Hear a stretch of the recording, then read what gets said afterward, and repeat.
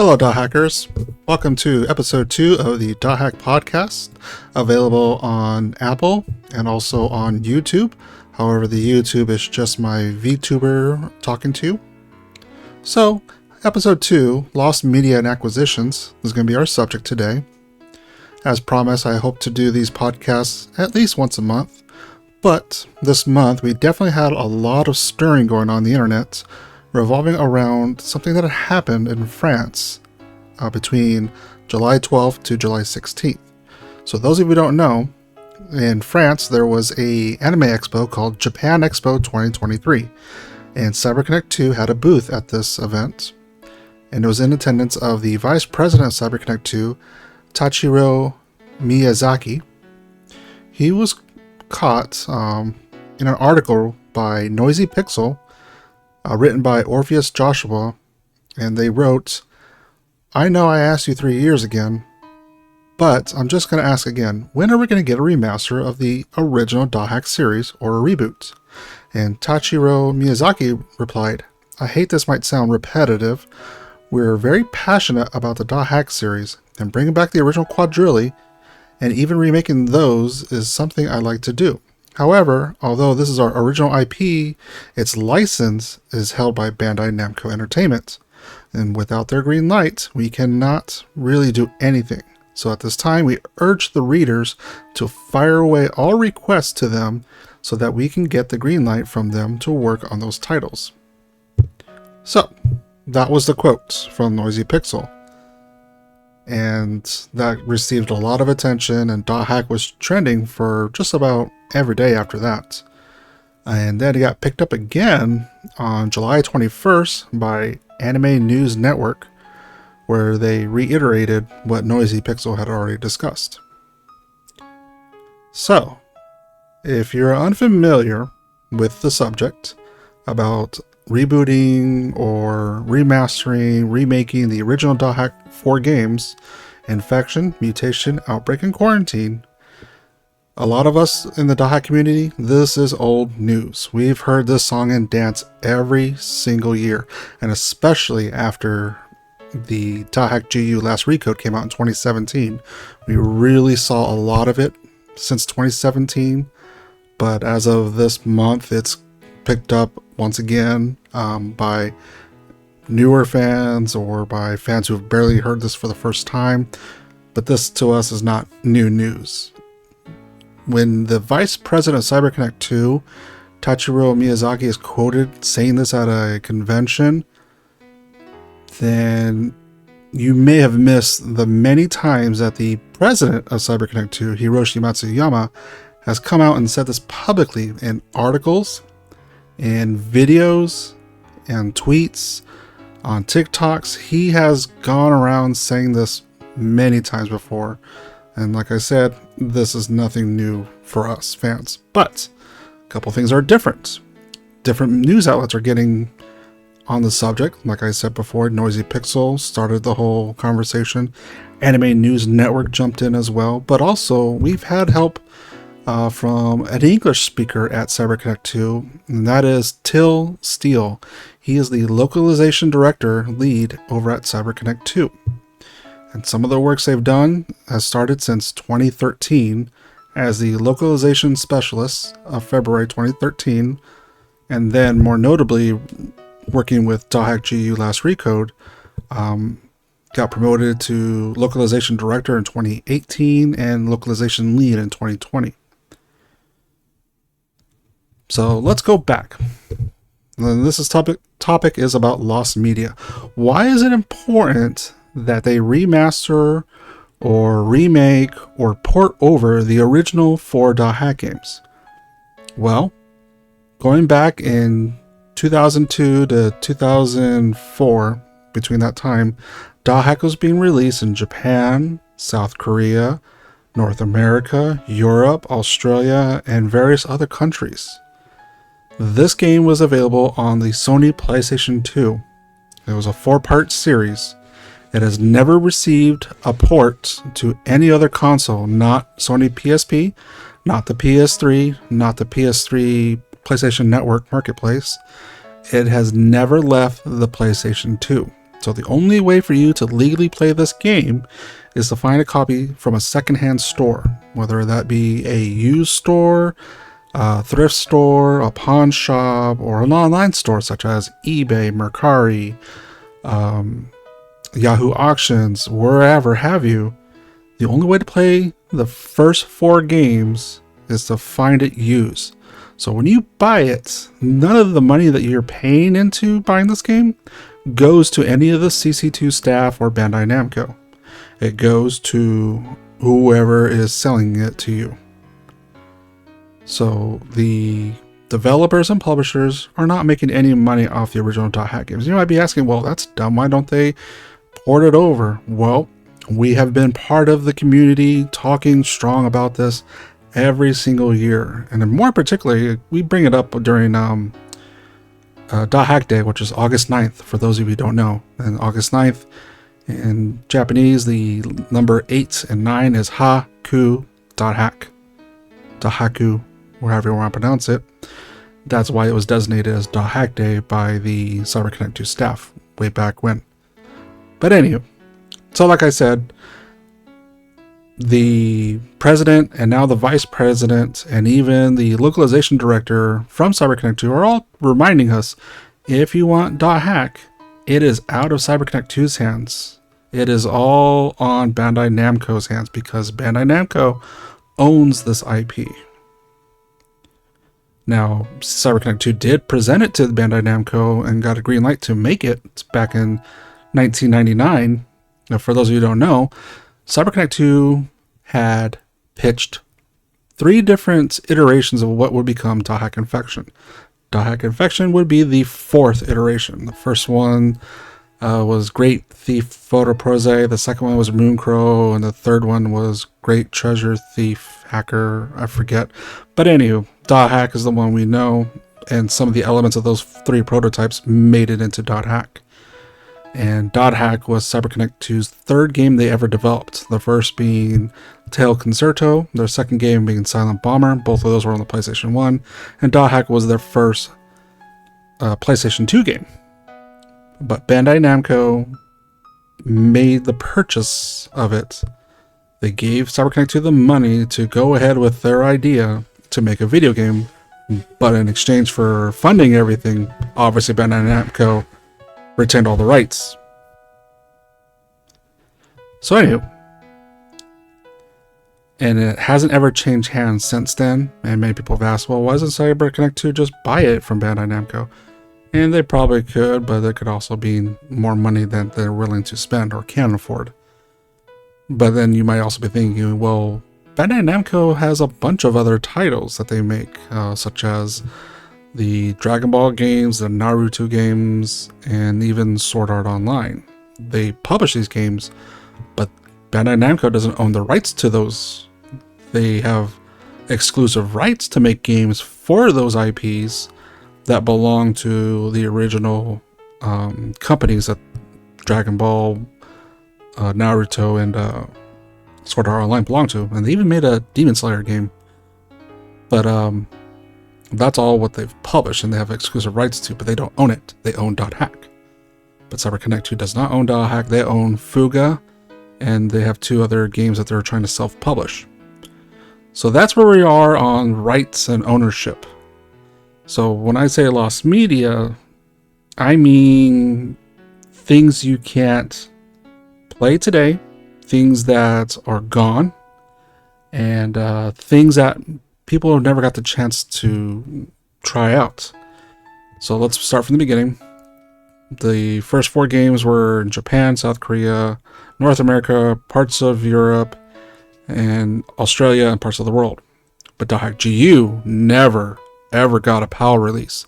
It was never available in Europe, Australia, and most parts of the world. It was only available in Japan and the United States and Canada, which was a weird thing going on. I don't understand why, but thankfully with Dothack GU Last Recode, people around the world finally got a chance to play it, and even people in China. That was an interesting thing that happened in the last couple of years, that there was a support patch released late in Dothack GU Last Recode's timeline where it became available on Steam in Japan or China, and also had a language pack available for them. So I thought that was cool. But anyway, let's see here. Between Dothack, Infection, Mutation, Outbreak, Quarantine, and Dothack GU on the original Sony PlayStation 2, many people never knew or got a chance to play Dothack Fragment. That came out in 2005. It was planned as an online version of Dothack, Infection, Mutation, Outbreak, Quarantine to play online, and it used all the same assets. It used all of the same maps. It had a few different changes. Same monsters with an addition of 2 new monsters, which I won't spoil. And it also had you be able to create your own character of the 6 main classes. And also you could write grunties. Now, it was all on 1 disc. It wasn't 4 discs long. And the reason they were able to do this is they gutted out all of the speech. All of the Japanese dub, all the English dub. It was just game, music, and that's it. And with the exception of the grunty food voices, like Grunt Mints, Bloody Egg, Oh No Melon, those are the only voices, and that's like a 5 megabyte file, if you want to get technical, so it didn't take much space on it. But that's how they were achieved to put that whole game onto 1 disc and make it available online. But at that time, in 2005, this was only sold in Japan. It was never sold outside of Japan. And if you were to somehow get a copy imported out of Japan, there was a good chance that the Sony DNAS would have blocked you from playing the game because you were out of the region that this game was made for. I don't know for certain, but that's what I've heard. So obviously those servers went down in January of 2007. So it actually was doing so well. I got 3 additional months added to be able to keep playing. But obviously, all things coming to an end, and Dothack Fragment official servers went offline, and immediately after that, players began to reverse engineer what the lobby server was looking for when it came to players trying to go online from the disk, and what the area server programs on PCs were trying to submit between the lobby server and the game client, which is the video game itself. But they managed to do that. They reverse engineered the whole thing. It's available for you to play right now at this moment. If you have a copy of Dothack Fragment, you can take that disc and patch it to play in English and on online. And there's instructions on that on our website at dothack.org if you want to learn about that. So even though that is a lost media, you still have an opportunity to go back and play that one if you want to try it. But unfortunately, it's not an MMO. It is just a MORPG, meaning you can play online, you can play with multiple players, but the limit is up to 3 players. So you being 1, and you can bring 2 other friends, and you 3 can go play on a field or dungeon together. But there are certain caveats with that. For example, if you do not hit any monsters, you don't get experience. You must make contact with the monster. Even if your team defeats the enemies, if you don't make a contact, you don't get any experience for participation. So that was 2005 to 2007, and then obviously Dothack GU came out in 2006, 2007, I think 2008, but it was only available limited to Japan and North America. And then after that, this one was the first time a Dothack game, aside Dothack Fragment, missed out on a global scale. And I can understand why Fragment didn't make it out of Japan, because it was an online game and they wanted the latency to, stay within Japan only. But Dothack Link was a UMD PSP game. That means if you import a Japanese UMD for Dothack Link and you pop it into your North American PSP, you could still play it. I do. I have it. It works.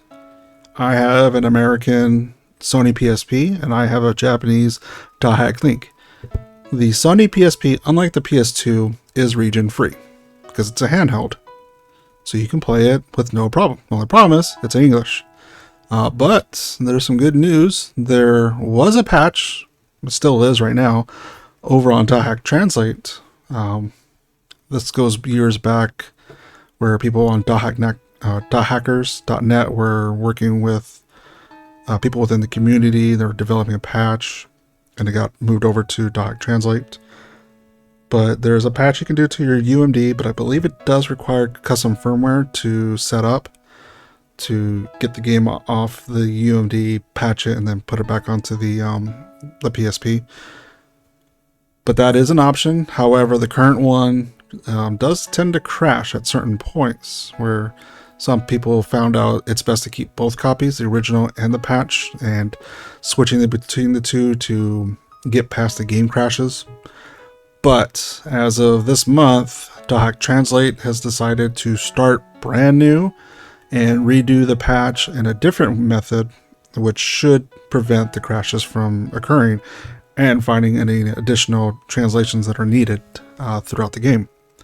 So you have that to look forward to for the Dothack Link video game.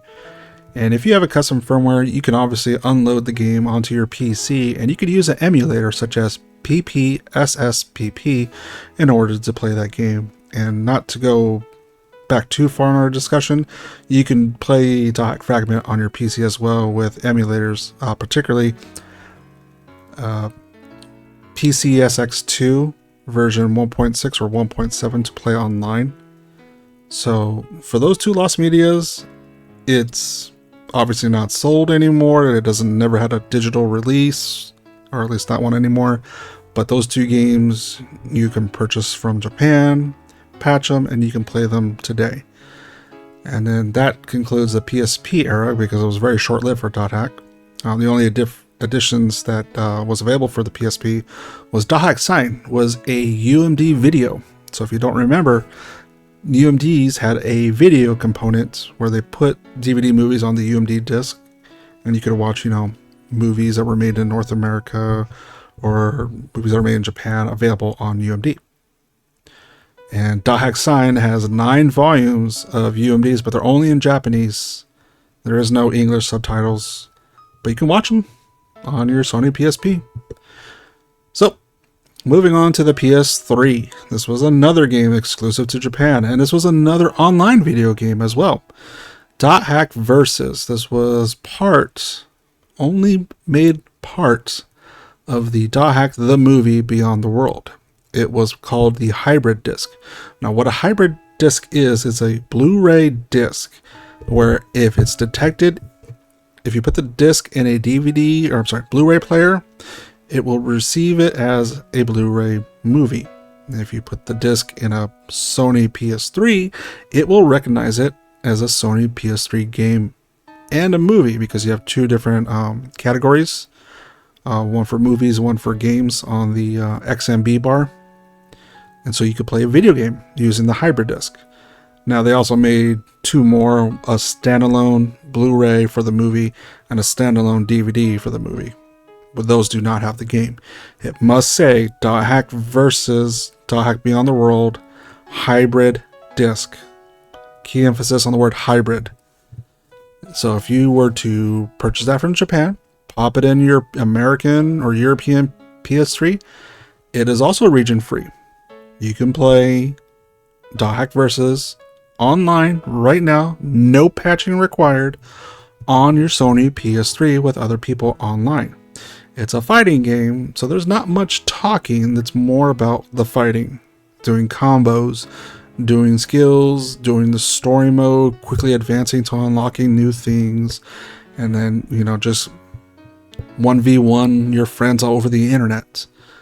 As long as the Sony PlayStation Network is still available on the PS3, you could still play this game on your PS3 right now with no modifications necessary. But if you want this game in English, then you're going to have to do some kind of modifications, whether it's a soft mod or some other alternatives, like doing a custom firmware. You can play Dothack Versus in English if you patch the disc. That's also made available. That one's available over on Fallon's website, fallons.net. You can also play it on PC, but the PC version and the PS3 users do not mix. PS3 users can only fight PS3 users. PC users can only fight PC users, because the emulator RPCN or RPCS3, sorry, RPCN is the network. If you pop it into that emulator on your PC, it does not connect to the PlayStation Network. It connects to the RPCN, which is the PC version of a PlayStation Network being emulated. And there's no server required to play Versus, because it's a fighting game. I believe it's using peer-to-peer technology.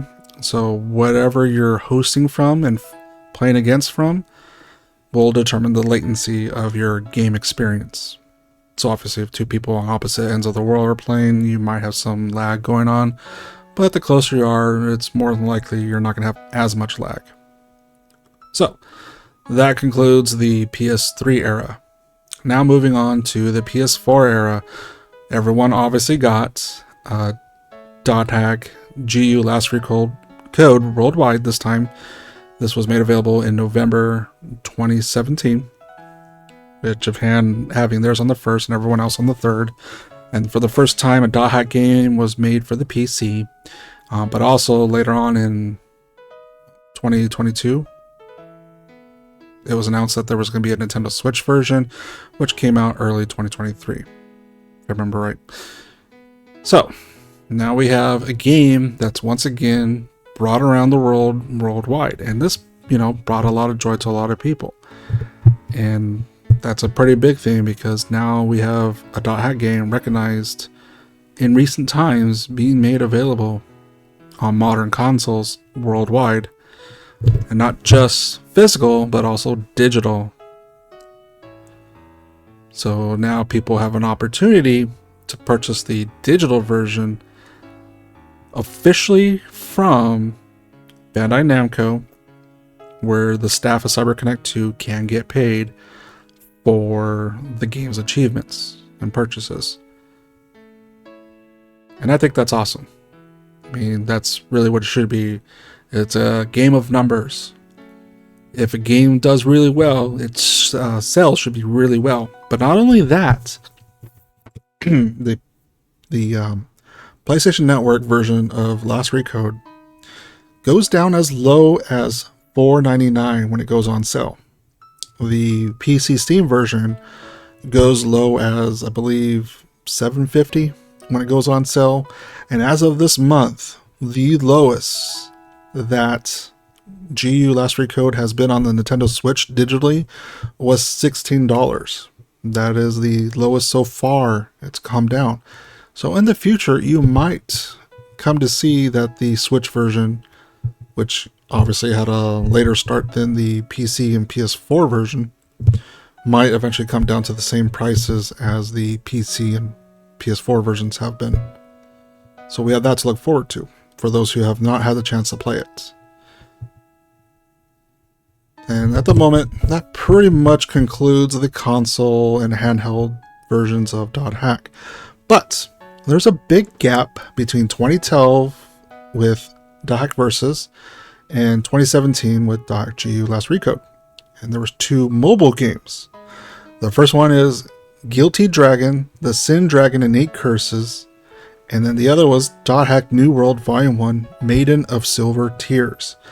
Now, both of those are a mouthful, so for the remainder of this podcast, I'm going to call Guilty Dragon as Guilty Dragon and Dothack New World as New World. So, let's go back in time. The year is 2012. October 15th, Guilty Dragon is released. It received 300,000 downloads in January 2013. It received 500,000 downloads in April 2013. The game ended March 23rd, 2016. And this is probably because of New World. Because New World, that had a, let's see here.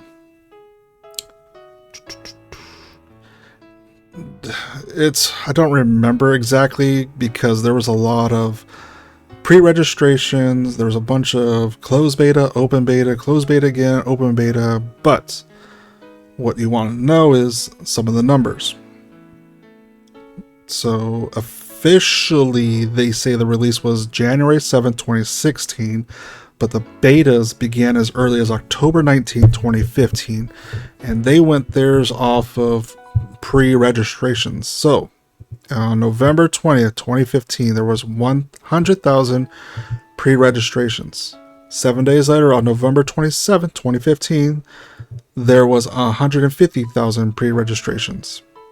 And when the game was finally released on January 7th, there was 200,000 pre-registrations. But unfortunately, unlike Guilty Dragon, this had an even shorter lifespan. The game ended December 20th, 2016. So if you want to look at it on official release and official end, this began and ended on January and December of 2016. Kind of bad. I don't know if Dothack G Last Recode was on the horizon and they wanted to take it down. But during that time, when Guilty Dragon was released, Hiroshi Matsuyama of CyberConnect2 went on the record many times at the beginning of the release saying that there may be plans for a Western release in North America and Europe. And then obviously, halfway through, that discussion just fell off the face of the earth. And when Dothack New World came out, there was never a discussion or mention of a Western release for that mobile game. But in terms of lost media, there is a chance for you right now to play in very limited capacity Guilty Dragon on Android devices and Android emulators such as BlueStacks if you have it on PC. There's an APK file you can download over on our Dothack Discord that's been modified, and there's a lot of steps involved to make this work. You download the modified APK, which forces the game to go into a debug menu. But you also need to download some assets. You need to put the assets into your Android device or Android emulators cache files. If you put those files in the cache, then the emulator will have a few more options for you to actually use, such as character creation and a little mock battle, but that's pretty much it. It's very limited in scope, and the reason why it's limited in scope is because the reverse engineering for Guilty Dragon is not far along as, let's say, Dothack Fragment is.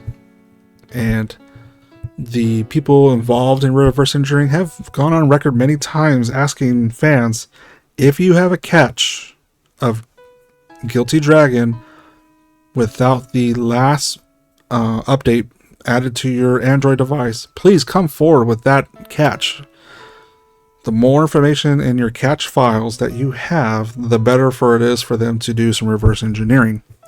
But a lot of people like myself, we logged on to the last day or after the last day that the game was available, and the update just cleared your cache, and there's nothing left available in there. So if you have a device you have not logged into, but you have Guilty Dragon on, or you have a copy of the emulator still running that still has the cache without it logging on or after the last day, you still might have a cache available, which we would be thankful if you can provide that to us, and we could see if those files are useful in reverse engineering how the game functioned. Unfortunately, there is no reverse engineering by fans that I know of going on for Dothack New World. So if you have a cache file of those, it wouldn't hurt to pass those along as well. And that's it pretty much for in the realm of video games in terms of lost media. I mean, there's a few more games out there if you get into the realm of non-video games, such as trading card games. A lot of people right now, ever since last November, are scrambling to go to a US-based bargain liquidator store called Ollie's. If you go find one nearby, walk the aisles, you might find Dothack Enemy, the trading card game, particularly one of the sets called Distortion, which has a picture of Sanjuro and Terajima on the cover. That set has both the booster packs and the starter packs. And I'm talking the display box, like a box of 10 starter packs and 30 booster packs, regardless of which one. Each of them are $10. If you get a whole box of 30 booster packs that have 11 cards each for $10. And that's amazing because booster packs are random. Now the starter decks are pre-constructed, so if you decide to purchase the starter decks, you're just going to have the same card every time you open them.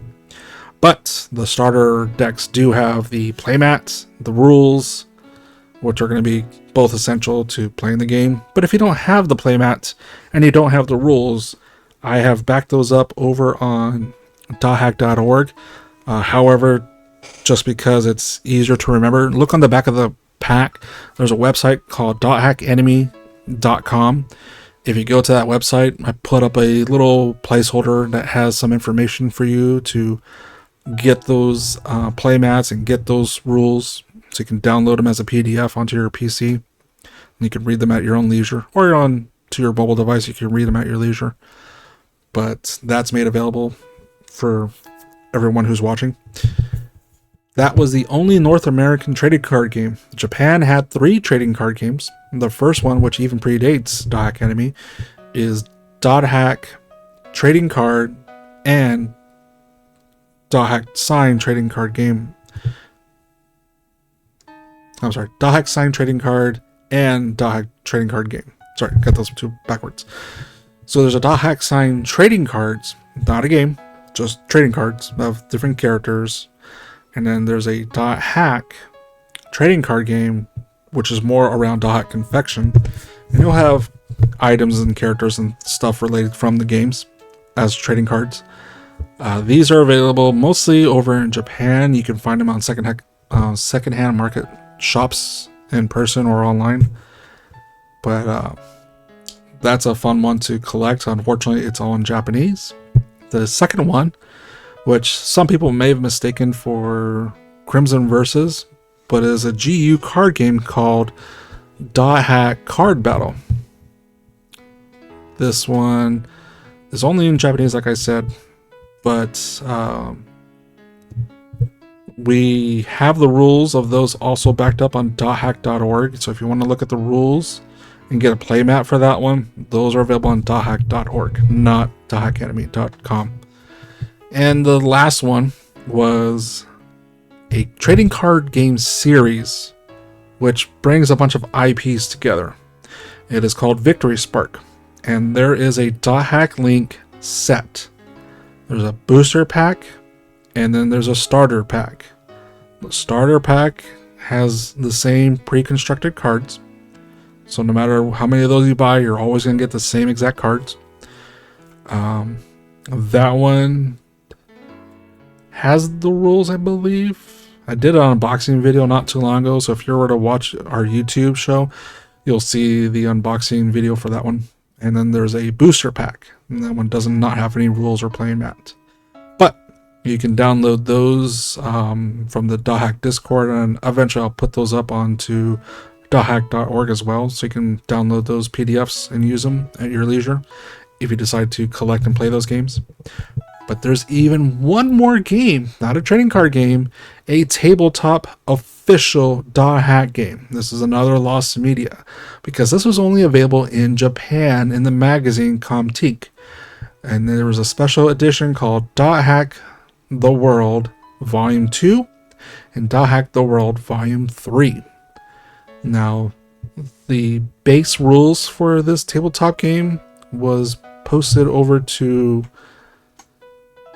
the second volume of the magazine, and the expansion came out in volume 3 of the magazine.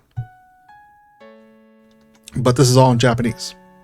So if you want to download a copy of the rules of Dothack tabletop RPG game, also known as Dothack Infinite Generation, you can find those over on Dothack Info, which is Dothack.info. That's the domain name. There's a copy of that done by Zitho Kokori, who translated the game. And you can, with a regular 6-sided dice, play that trading card game with your friends. You make a character sheet, fill out your character sheet, you have a game master like always, and then you just adventure in the world. Fight monsters and all kinds of things that you would expect in a Dothack setting. So that's about it in terms of games that I could think of at the top of my head. I mean, I could say Dothack Mobile was a game, but I really don't find anyone have ever played that game. It was a flip phone game back in the early 2000s, only made available for specific flip phone models, only available in Japan, but we won't get into that one. There was a Korean version of something like Dothack Mobile for Dothack Sign. Had some similar features, but once again, it's also available for specific flip phones that most people would never have. Other than that, the other lost medias of Dothack you can really say would be, there's a lot of books, magazines, mangas, light novels, character info, art books, things like that. Figurines, gashapons, there's a whole world of Dothack's merchandise and books, print media, and just plushes and whatnot, t-shirts that you can go on about. But if you want to learn more about those, I would recommend going to our site dothack.org/merch if you want to get an idea of years and years, decades of various Dothack products that have come about. And some that are available soon. In August, we got a bunch of stuff coming out. If you pre-ordered back in June, then you'll be having your items being released on August 28th. But if you didn't pre-order back in June, then you have to look forward to August 14th. The items that were available for pre-order back in June are going to be on sale on August 14th, but still will not ship out until August 28th. If you happen to be in Japan in August during Comic-Cons, these items will be available for purchase in person. So that would be the earliest anyone will be able to see these new items. And the new items are 2 plushes, a Haseo plush, a Kite plush, and possibly later this year a Tsukasa plush and a Tokyo plush. There's always acrylic keychains. There's going to be some washi tapes, and also it's a styrene board. It's like a 20-inch styrene board, made in the same fashion as the acrylic keychains, just a bigger version, obviously. And I believe that was it. But those come out next month in August, so we have that to look forward to. Okay, now we go into the subject of acquisitions. So those of you who don't know, Dothack was published by Bandai, not Bandai Namco. That was much later. Bandai in 2002 with Infection, Mutation, Outbreak, Quarantine, Fragments, and even the first volume of Dothack GU was a Bandai title. Every Dothack game after GU Volume 1 Rebirth was a Bandai Namco title. And at one point, Bandai Namco switched their names around with Namco Bandai. I don't know why, but that's weird. So you might have a Mandela effect saying, hey, was it Namco Bandai or was it Bandai Namco? It's weird to say it Namco Bandai for me, just because I've been saying Bandai Namco for years. But so obviously Bandai had acquired Namco into their name, and it became one entity instead of 2 separate entities. The 2 that really hurt the Western audience was when Tokyo Pop filed for bankruptcy in 2011, and a lot of Dothack books prior to that were never localized in North America, and obviously the ones after 2011 were never localized. So that really hurt. And at that point, I believe in 2021, Kadokawa had made an announcement that they were going to start doing English publications on some of their titles, which was new for them at the time in 2021, because prior to that, everything was in Japanese text. But now they're going to be doing both Japanese and English text on their titles. So that made me think, well, maybe they'll start doing Dothack books in English themselves. And I don't know if they are or have. Biggest example I would bring up would be Dothack GU Begins, the little manga that came with the Nintendo Switch edition in 2022. 2023? Forget. Anywho, that may have been done by Kadokawa. I don't know. But I would hope that Dot Bullet, which is a web comic or novel, I would hope Kadokawa have published that in English, but they have not. And that is only available in Japanese still. And I honestly doubt Kadokawa is going to go backwards and publish old titles in English. So, unfortunately, that won't be an option. In terms of home video releases, back in the early 2000s in North America, we had Bandai Entertainment. They were the publisher for all the Dothack videos up until they shut down. I forget what year they shut down, but titles were acquired by Funimation. Now, if you don't remember, Crunchyroll did have Dothack videos on their website at one point in time. And then Funimation got the licenses, and they decided to share it with Crunchyroll at the time. And then they had a thought in their head, they're going to make their own streaming service at Funimation.com. And so they took away all their titles from Crunchyroll. So the Dothack Sign, Legend of Twilight, Roots, Quantum that were on Crunchyroll are gone. And they were partially available over on Funimation.com, Hulu after that point. And then Funimation, as of today, you cannot watch Dothack Sign on Funimation.com. But you can watch the rest. And Hulu has taken down their titles. I believe that was in 2021 that they took those titles down. As far as I know, Dothack was never available on Netflix or any other streaming service. But at the moment, if you're in North America, you cannot watch Dothack Sign legally online. You could still watch the other titles, the other English titles, Legend of Twilight, Roots, and Quantum. But you cannot watch online anywhere or purchase directly from the publishers the anime's Dothack Liminality, which is a lost media because it was only available on the PS2 with the Dothack Infection, Mutation, Outbreak, and Quarantine games. You cannot buy Dothack Beyond the World. And I don't believe you can get Dothack GIF and Dothack Unison anymore. Or at least you can't watch it online anymore. But, as a fan of Dothack, I myself have made a few acquisitions of my own.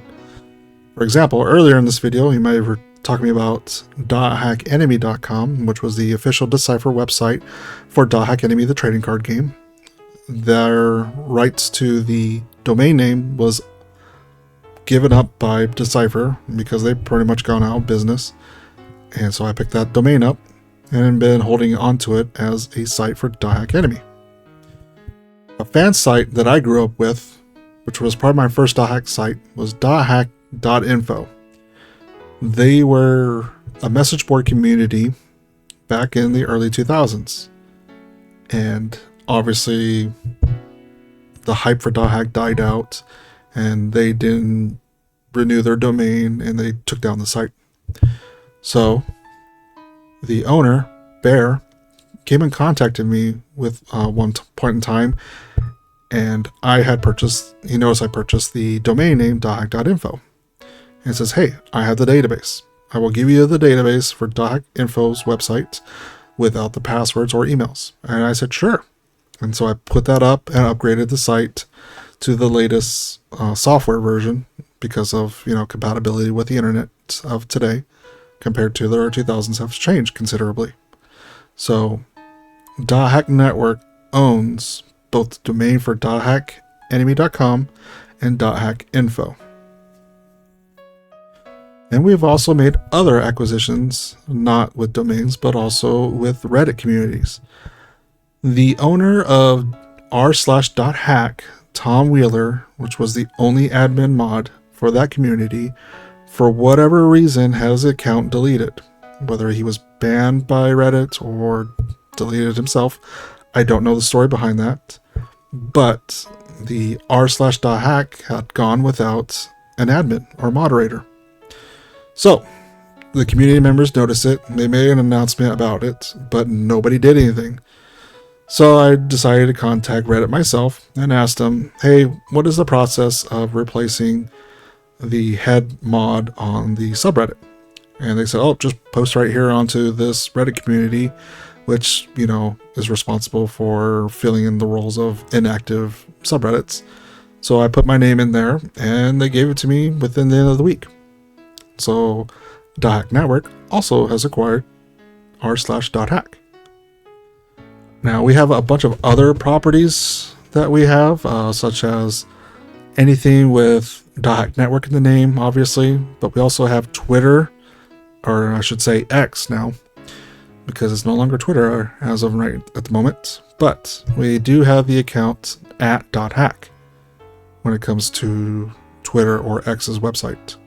I mostly use that for posting the content on Dothack Network, but in Japanese. But that's all I've really done with that account lately. Yeah. But that's about all I have today on this subject when it comes to lost media and acquisitions. Let me know in the comments if you're watching this on YouTube, or at me at Dothack Network if you're listening to the podcast, on what lost media interests you the most. Remember, most people never got a chance to play Dothack Fragment, Dothack Link, Dothack Versus, the 3 Japanese trading card games, or the tabletop game. If any of those interest you, let me know. Contact me, like I said, and we'll discuss that. I will get in touch with you and help you find out how to play that game in particular, or how to find out more information about it. And unfortunately, I don't know what's going to go with the print media these days. I was really hoping Kadokawa would step up, or Funimation would do something, but I don't see that going anywhere, and there's nothing you or I legally could do except purchase things secondhand or become a pirate, if you know what I mean. And I hate it for it to go that way. I would prefer it to be made publicly available for prosperity, preservation, and people to talk about this media that may or may not be still alive today. It's hard to tell. But that's my thoughts. I just want to hear what your thoughts are on these 2 titles of media that's lost and acquisitions that these companies are doing with this property these days. And then for our next video, I do hope to get a guest. I will figure out a topic once I've found a guest that can work with my schedule. But until then, thank you for listening, or thank you for watching if you're watching this on YouTube. And I appreciate all of you who are still interested 20 years later on this media Dothack has become over the last 2 decades. And thank you for tuning in.